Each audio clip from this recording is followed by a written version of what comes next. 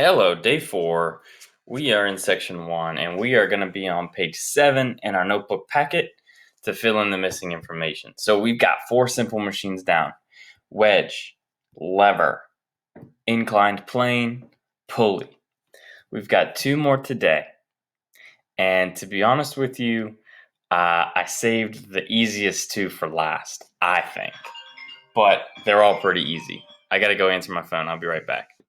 Okay, I'm back. So we have the 2, I think, easiest simple machines today. We've got the screw and we have got the wheel and axle. And I know wheel and axle sounds like 2 things. It is 2 things, but they work together to act as one simple machine. So we're going to get started. I'm going to go to the notebook and you are going to go to your day 4, section 1. All right, so we're going to start with screw. A screw helps blank things together. Really simple here. A screw's only purpose is to hold things together. You use it to hold 2 pieces of wood together, or hold 2 pieces of something else together that you need to stay together, like the top of a bottle or a bottle cap and the top of a bottle.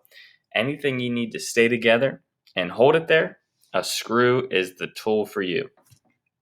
What about wheel and axle? A wheel and axle helps things move and eliminate friction.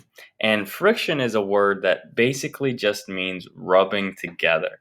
And the more friction you have, the harder it is to move 2 things by each other.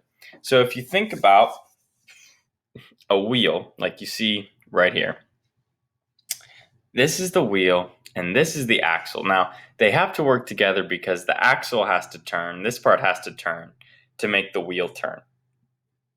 Even in a doorknob, the outside is kind of like the wheel, but the inside that goes in here to move the thing that opens the door is the axle. So you need both working together. If you only have the wheel, well, nothing's really happening. The axle is needed because whatever is trying to be moved either sits or is connected to that axle. So anyways, friction makes things basically stop moving. So if you think of a car and you take the wheels off of the car, okay, and it's just this big metal box trying to move down the road, it's not going to happen because it's heavy, and because whenever all that metal or plastic rubs against the road, it creates friction and it doesn't want to go anywhere. So we have this beautiful simple machine called a wheel and axle. The car sits on the axle. It's connected to the drivetrain, the steering wheel, and these wheels move with the car to make it easier to move. Okay, really, really simple.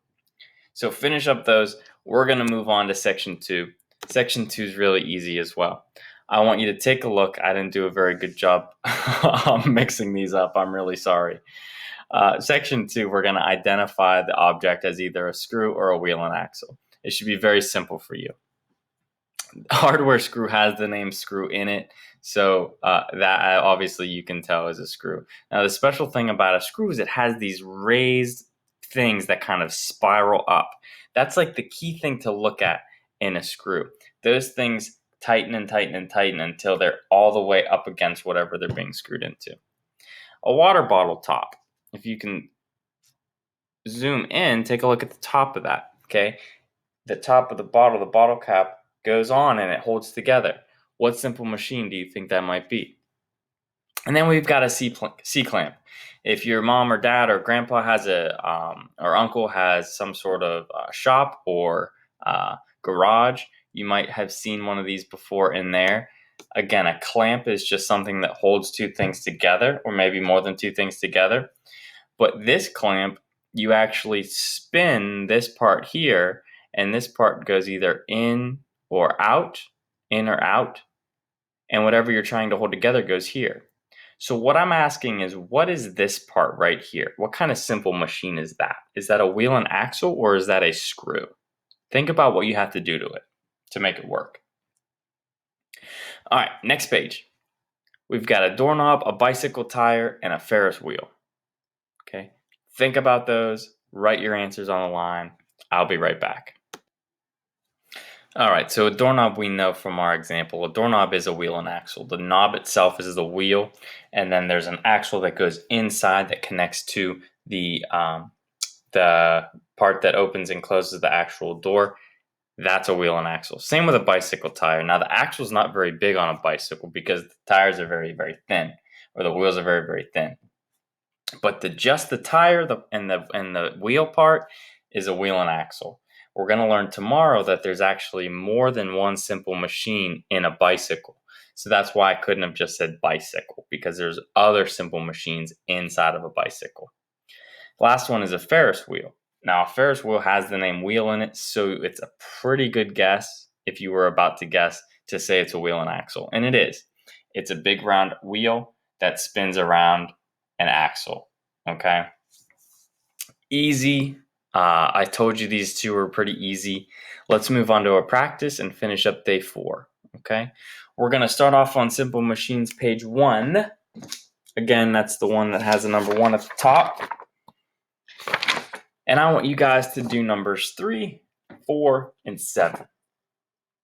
Okay? Read the scenario. Let me know what example of simple machine it is. Number 7 is kind of all of them together since we're finished up, since we've learned all the simple machines. Number 7 is kind of all of them together. So you're going to have to think back to the last few days to get all of the answers correct on there. Number 2 is simple machines page 2. And again, these are the last 2 simple machines, so your options are either going to be a screw or a wheel and axle, and you're going to do numbers 2, 5, and 7.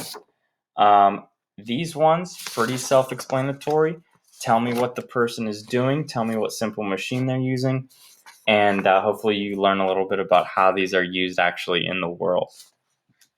Tomorrow is our last day, day 5, which is actually day 10 because this is our second content packet.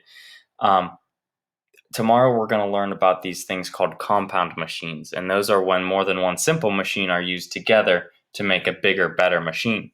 And I told you, like how on a bicycle there's more than one simple machine, therefore a bicycle is called a compound machine. We'll get to that tomorrow. Work on your 2 practice pages today. Good luck, think hard, use your resources, use your notebook packet from the last couple of days. Good luck, and I will see you tomorrow.